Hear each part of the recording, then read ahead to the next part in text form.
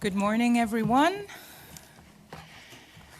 and good afternoon or good evening to all of you worldwide. I'm Tatiana Mosso from the IMF Communications Department, and I will be your host for today's Fiscal Monitor press briefing, Spending Smarter, How Efficient and Well-Allocated Public Spending Can Boost Economic Growth. This is the title.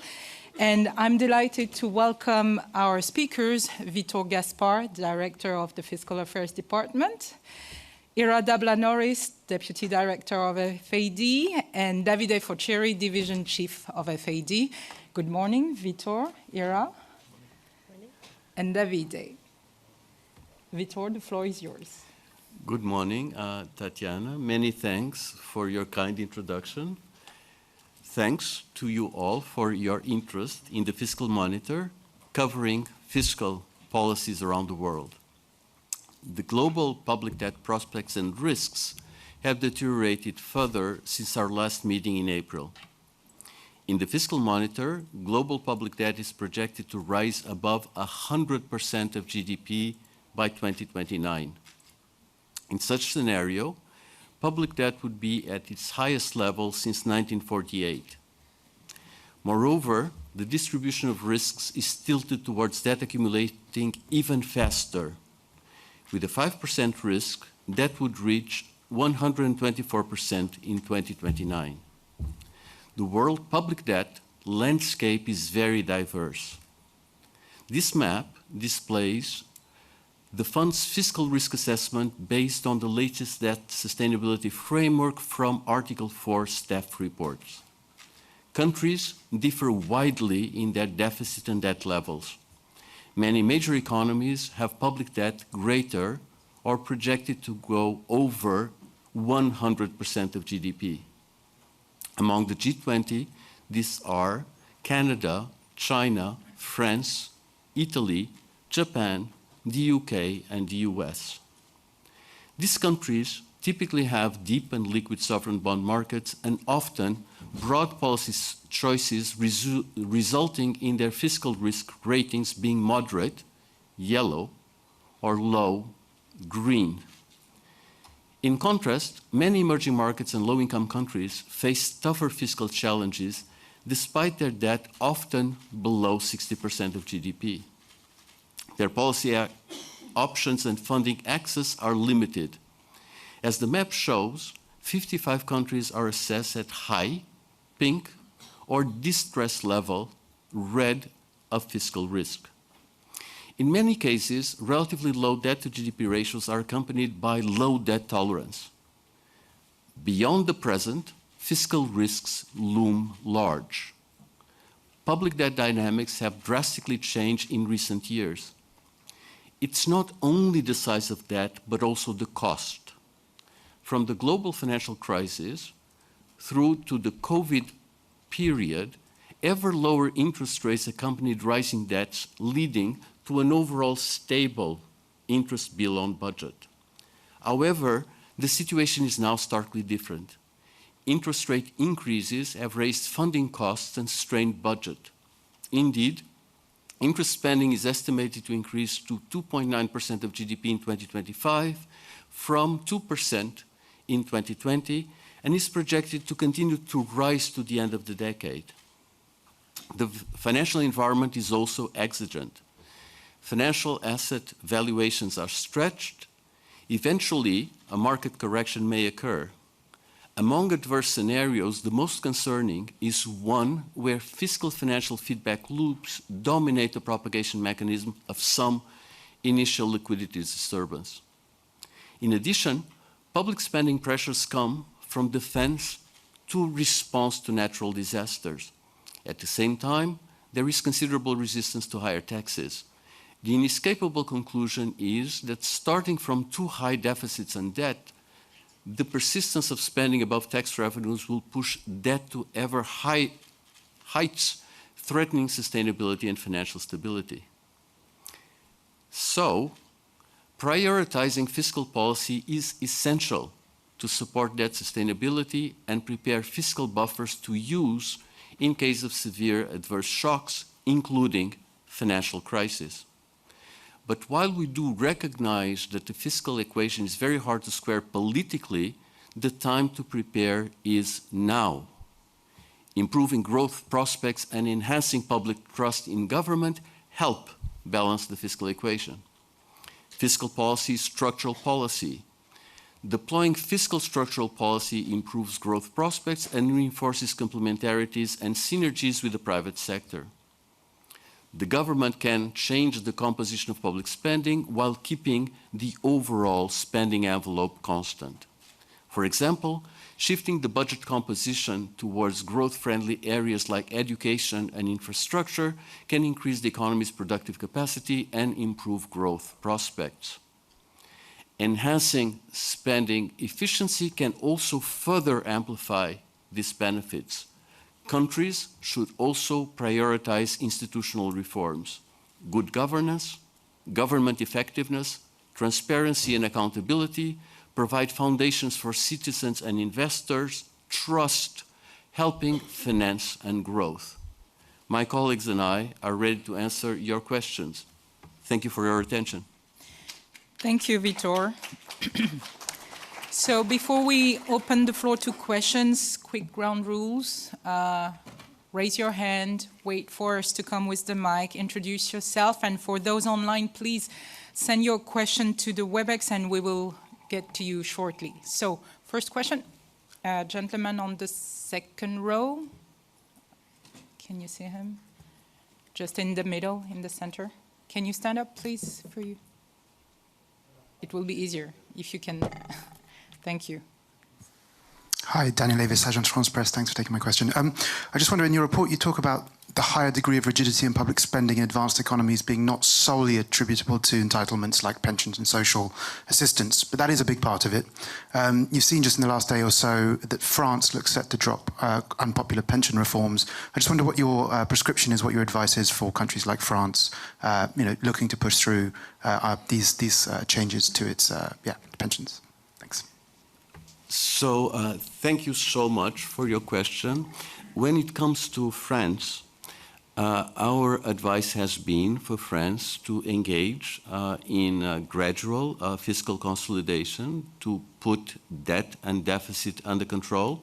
And that is actually something that France is committed to do in the context of the European fiscal procedures in accordance with the medium-term plan that France itself has produced. In our view, the measures that have, the path that has been put forward in that plan is enough to stabilize public debt towards the end of the decade. The news that there is a basis for a budget for 2026 in France is good. And at this point in time, it is up for the French political system to discuss the options to bring that forward. Thank you. Let's stay in the center. The lady with can you stand up? Yes, it's easier. Thank you. Thank you so much. My name is Fiona. I'm a broadcast journalist from Rwanda.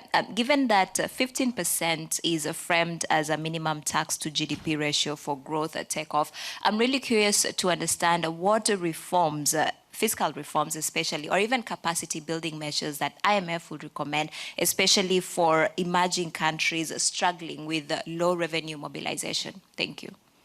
Thank you so much. I'm actually quite grateful for that question. We have put out recently a couple of papers looking at exactly that question, a working paper and a departmental paper with many more details. So we have been arguing for years that there is a tipping point in the tax to GDP ratio above which growth benefits from the role of state in development and a number of other favorable dynamics take hold. So the idea is that tax capacity, taxation is fundamental to enable the state to play its role in development. The working paper has a subtitle, Taxing for Takeoff. What they show with very detailed time series analysis is that it's not only the tipping point that matters. What matters is what happens after you cross the tipping point. And the countries that persevere, cross the tipping point, and after a long period of time, of 10 years or more, approach 15% of GDP, reap growth dividends, but also broader benefits like improvements in public financial management, government effectiveness, and even the development of domestic bond markets. How does this all take place? It seems to take place because when you pass a minimum in terms of your tax capacity, you have to rely more and more on voluntary compliance on the part of the taxpayer. And that requires a broad process of reform that gives the citizens of the country what the citizens of the country demand. And that triggers a virtuous circle. I'm actually very proud of our ability to found the 15% minimum level for the tax to GDP ratio. Next, the gentleman here on my right. Thank you. My question is about Latin America. The region still faces high public debt and high real interest rates. Does the IMF think the region is doing enough to reduce debt and keep public finances stable as some countries face pressure to increase spending? Ira? Okay. Thank you for your question. So Latin American countries have indeed taken important steps to strengthen their fiscal positions, particularly after what we saw during the pandemic. But I think it's important to underscore that public debt remains high in the region, and it's projected to remain broadly stable over the projection horizon. Another key challenge facing countries is high real interest rates, and that means that debt service costs tend to be higher, and they eat up a larger portion of the budget that could be used for other priority spending. So our recommendation is that a more front-loaded consolidation would help Latin American countries bring down debt in a sustainable manner, build the buffers for the shocks that will inevitably come, and create more resilience for their economies. Countries have made ambitious targets, but the time is really now to implement those targets. Let's go to this part of the room. The lady with the red jacket.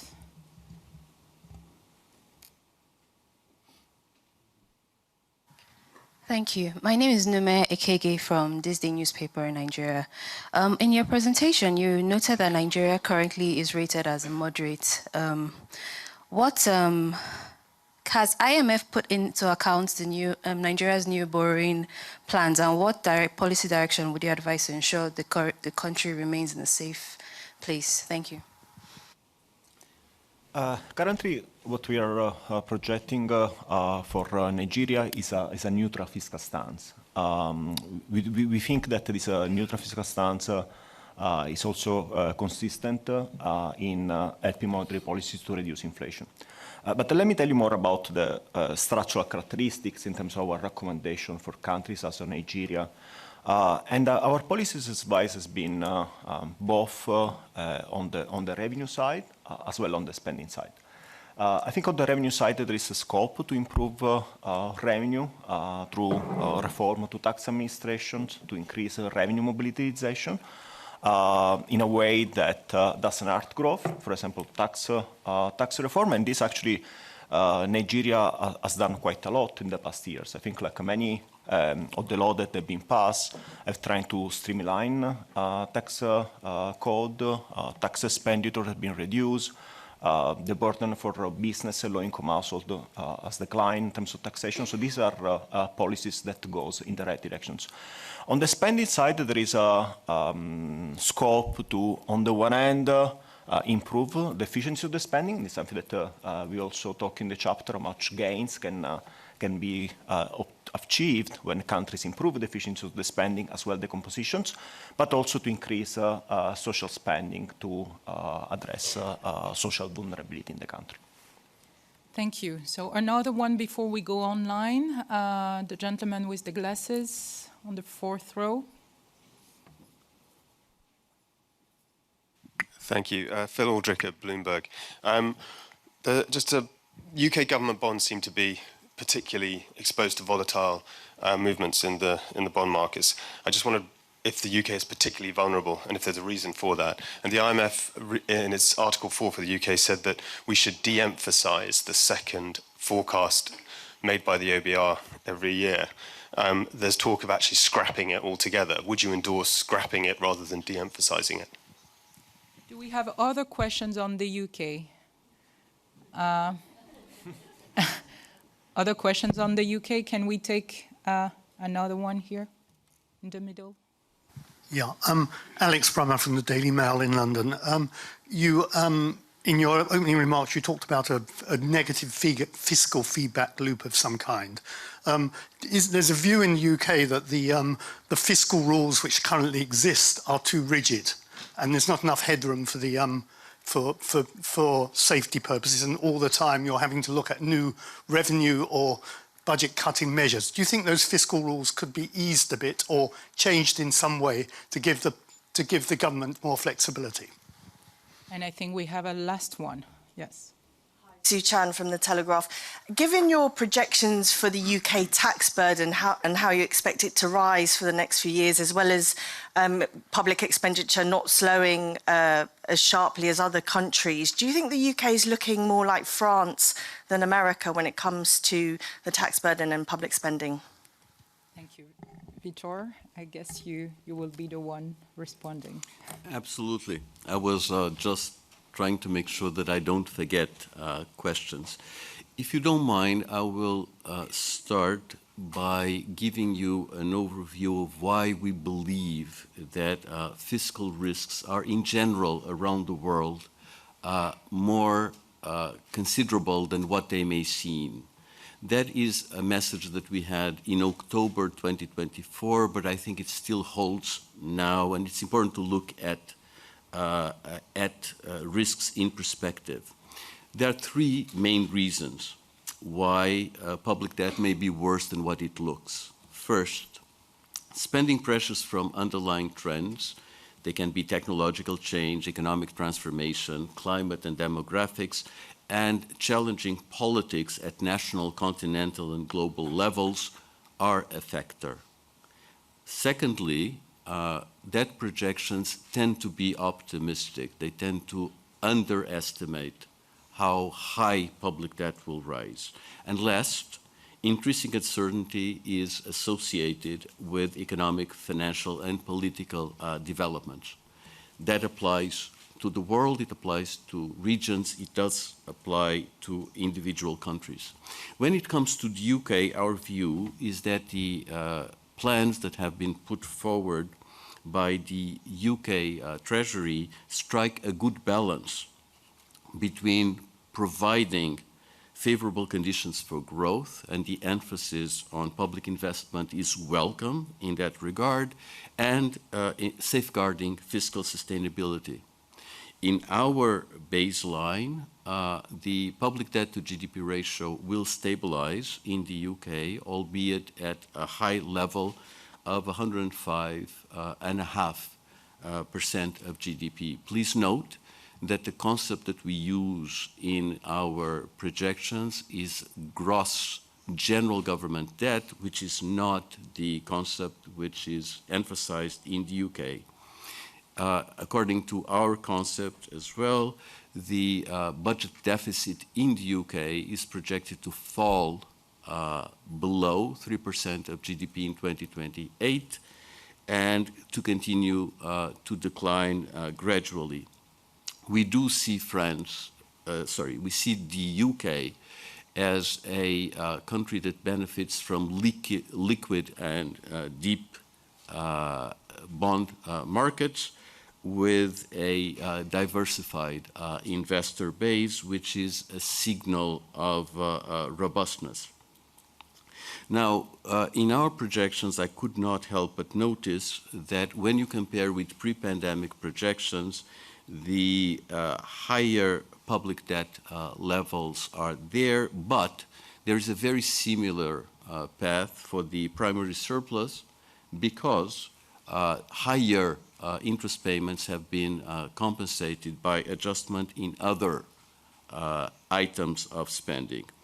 You asked about the OBR and forecasts. Our view is that, one, the cycle of budget decisions in the United Kingdom should emphasize yearly frequency. The evaluation of compliance with the fiscal rules should be annual as well. Forecasting should take place twice a year in accordance with best international practices. I will not make bilateral comparisons between countries. And when it comes to fiscal rules have to be adapted quite carefully to the specific conditions of the country. First and foremost, the political circumstances of the country. And so the degree of granularity of that debate recommends that it is done at a bilateral level. And so in the context of the engagement of the Area Department with the UK. Thank you. Back to the room before we go online. The lady on the first row, please. Thank you for taking my question. I'm Malin Shong with Xinhua News Agency. I want to ask a question on China. The Fiscal Monitor kind of highlighted spending efficiency, and I was wondering what areas do you think the Chinese authorities have more efficient measures and other areas that you think that need to be improved? Thank you. Any other question on China? The lady on the fourth row, please. Thank you for the opportunity. Sandra from Sina Finance. Actually, I want to following up with the question about China. Oh, yeah, sure. And also, I want to ask a question about the pension reform, like in general. I wonder, like, how has the fund observed any recent policy shift in pension system, and how does the IMF assess the potential of the FICMI pension scheme to balance savings and consumption while also deepen the domestic capital market? Thank you. Thank you. Vitor, it's for you again. Okay, so it's very clear that China is managing a transition in its growth model, and the future successful growth model for China will be emphasizing the endogenous sources of growth in China itself, the role of the domestic market, and when it comes to the public sector, and I'm answering both your questions, the emphasis should be much more on the quality of spending rather than the quantity of spending. For example, when it comes to infrastructure investment, one of the areas covered by the Fiscal Monitor, in China, the infrastructure gap has been completely filled. At this point in time, when public investment is at stake in China, the upgrade in quality and the need to look at synergies and complementarities with the corporate sector is much more present. Clearly, one very important element where fiscal policy has a very important role to play is the decline in the very high savings rate of the household sector that helps in the short run to fend off risks of adverse debt deflation dynamics, but more importantly, it's crucial for the capacity of the Chinese economy to grow in the medium to the long term as well. I had the privilege of participating yesterday in a panel about pension reform, and the themes that you listed resonated quite a lot. Social safety nets, including Social Security, are crucial to create conditions for a reduction in household savings. They allow, if designed in that direction, to mobilize capital that can help financial market development, and that in turn can support corporate innovation, corporate investment, and therefore foster synergies between the public and the private in China. I cannot go in more detail than this. Thank you, Vitor. We go online as we have a question from Lusa News Agency on the forecast for Portugal, given the impact of RRF loans. What makes it possible to avoid a budget deficit in 2026? And then we will go, I think we have Doha online from Egypt. But first, I think, Ira, you can take this question from Portugal, and then we will go to you, Dora. Thank you very much. So I should say that on Portugal, the 2026 budget proposal was presented to Parliament on October the 10th, and it's expected to pass with broad political support, which is very welcome. And the budget aims for near balance, and this is supported by a very strong primary surplus, and this sort of reinforces Portugal's commitment to sound public finances. Portugal's public debt, which had actually peaked during the pandemic, is on a steady downward trend. It's projected to fall below 90% of GDP by end 2026, so by end of next year, and further declines expected over the medium term. So on the whole, the fiscal situation seems to have improved considerably since the pandemic, and Portugal is on a good track when it comes to public finances. Thank you. Doha, can you hear us? Tatiana, thank you so much. Good morning, everyone, and thank you for taking my questions. I have a couple of questions. Globally, as you said, Vitor, the global debt levels are on rise. So what are the key drivers behind this elevating landscape? On the oil importers, developing countries, to what extent the debt level in this category could affect the development, the economic development plans in these countries? And for Egypt, the report showed that there is a downward path for the country's debt. So I want to ask about the key reasons behind this development. Thank you so much. So I will take the first. Yeah, and then I will pass on to Era. So drivers of global debt developments. From a mechanical decomposition viewpoint, the countries that are pushing the global public debt ratio up are large countries. In my introductory remarks, I did list quite a number of members of the G20, and so you have these countries pushing the public debt level up. But let me dispel a possible misunderstanding. The situation concerning debt around the world is problematic in many places. And some countries that have relatively low public debt to GDP ratios happen to have also very low public debt tolerance. And therefore, they may have quite significant risks associated with public debt. That's why, in my introductory remarks, I presented the map where you see the IMF staff assessment of public debt risks that we published in our article 4. Era, to you. Yeah. No, and just to add to Vitor's point, I think, coming out of the pandemic, we've seen that fiscal positions in many parts of the world have not reverted back to where they were prior to the pandemic. And in some countries, we see debt rising faster than even prior to the pandemic. Some of these are large economies. In others, we see debt stabilizing, but at the same time, we see that it remains above pandemic levels. So on Egypt specifically, Egypt achieved a primary surplus of about 2.5% of GDP in fiscal year 2024-2025, and this was a result of a combination of measures: expenditure restraint, and some efforts to mobilize revenues, while at the same time social protection was increased by 12%.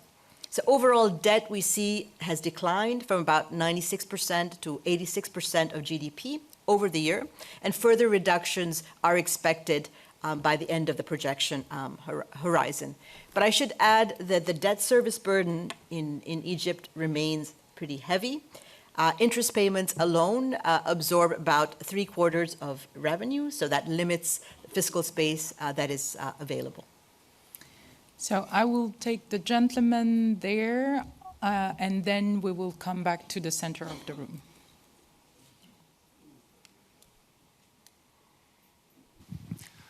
Thierry Augier from Latin Finance. Thanks for having me. I have a follow-up question on Latin America, especially the biggest point is Brazil. The biggest question mark. Do you think there's an issue about debt sustainability in the medium term? Some say it's not sustainable. What is your take? And what is your assessment of the tax reform, especially the latest income tax reform? Thank you very much. So thank you so much. When it comes to Brazil, we do see that Brazil is a country where the cost of serving public debt is extremely elevated. It was one of the countries where interest rates have risen in a more pronounced way, and where the burden of debt service on budget is quite considerable. That being said, in our projections, we do see debt stabilizing in Brazil towards the end of the decade. We would recommend a path of adjustment for Brazil that would put debt on a more pronounced downward path. When it comes to spending and revenues, we believe that in accordance with the theme of this fiscal monitor, improving the composition of government spending and improving the government spending efficiency would be important elements. When it comes to the program of changing the tax system in Brazil, we have been engaging with the authorities, and we believe that the concern with the tax system is correct, and we will be reacting when we get a more specific view on details, and perhaps you will want to follow that with the Area Department. Era, I don't know if...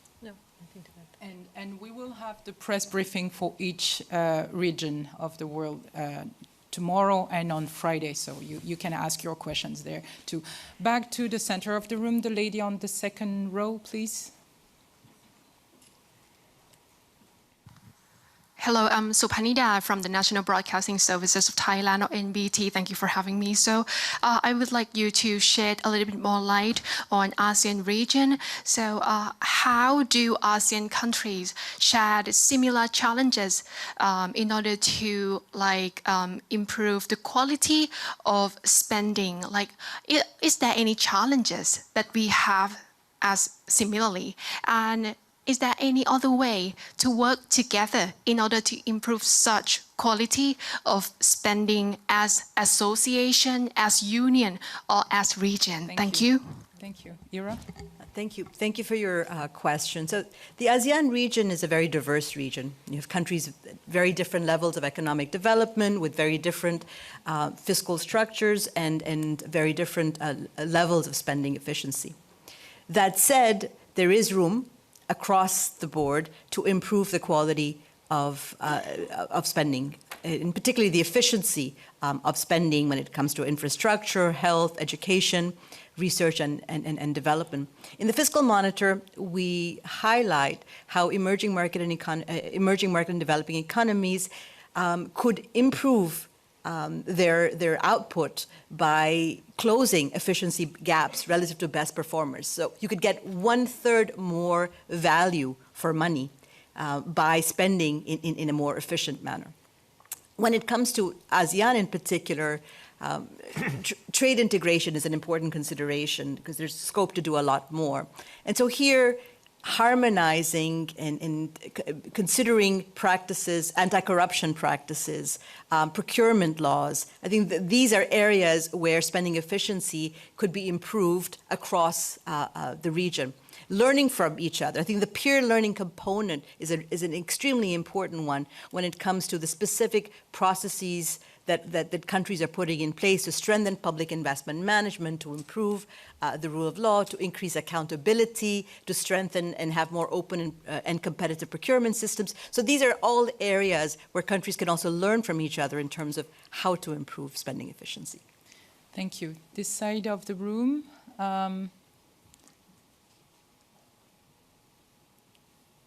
Sir, on the first row.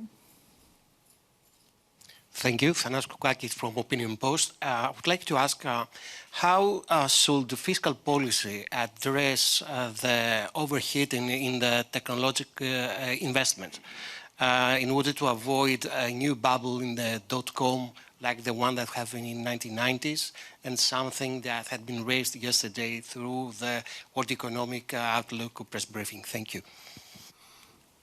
Thank you so much. What we emphasize in our communication during the annual meetings is the existence of financial vulnerabilities, including stretched asset valuations. And from the viewpoint of fiscal policy, what we urge is governments to prepare in advance. Research that we conducted some years ago shows that countries that enter a financial crisis with sound fiscal buffers can, in a sense, support the economy and the financial system in the context of the crisis, and therefore the costs on economic activity and employment are less and the recovery comes faster. And that is one of the reasons why we think that fiscal action is urgent right now. We have a last one here, and then we'll go back this side. The gentleman there with the white shirt. And, my name is George Uafe from Joy FM, Multi TV in Accra, Ghana. Two quick ones. You realize that more developed countries are looking internally at the serious cut in donor funding. What should be the strategy for a lot of these developing countries in terms of, when your report talked about more of efficient spending, how do they meet their capital needs, expenditure needs, whilst donor inflows are declining? And a quick one also on Ghana as well. Your program has helped us. Debt GDP ratio has dropped significantly. What should we do to ensure that we don't get back to any debt crisis that the program has sought to correct? Thank you. Thank you. Davide? Yes, I think like the Fiscal Monitor highlight three main sort of actions to, more broadly, to improve efficiency.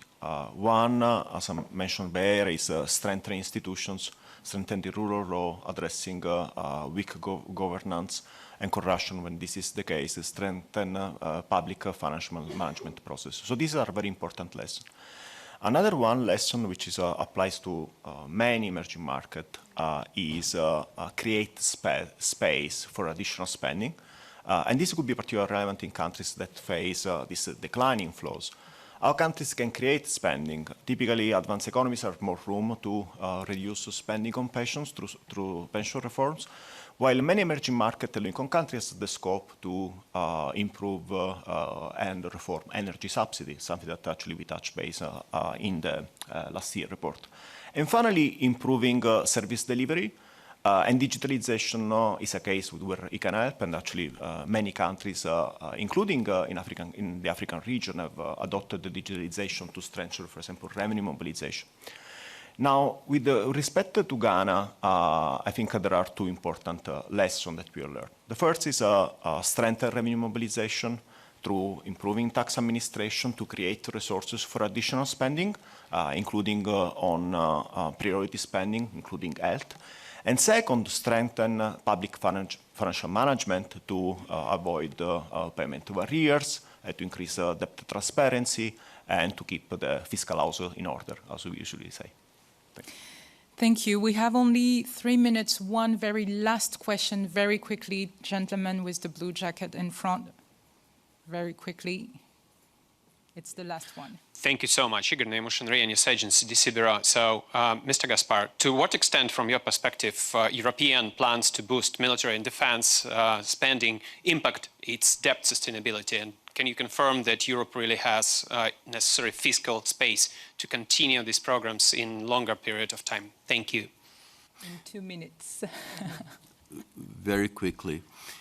So one of the pressures on public spending that we highlight is precisely spending on security and defense, and that is something that has to be accommodated in a way which is compatible with long-run public debt sustainability and financial stability.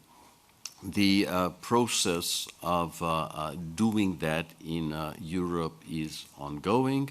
Europe does have a very solid fiscal framework with rules and procedures, and at this point in time, we believe that the set of European rules and procedures will deliver the needed fiscal sustainability and will contribute to financial stability. Thank you very much. I'm really sorry for all the questions, but it's already almost the end of this Fiscal Monitor. Thank you so much, Vitor. Thank you, Ira. Thank you, Davide. For all your questions, please follow up on media relations. We will get back to you as soon as we can. There is, as a reminder, there is the Managing Director press conference tomorrow morning at 8 a.m. Please join us, and also for the press briefing for each region, Thursday and Friday. Thank you very much. Thank you so much.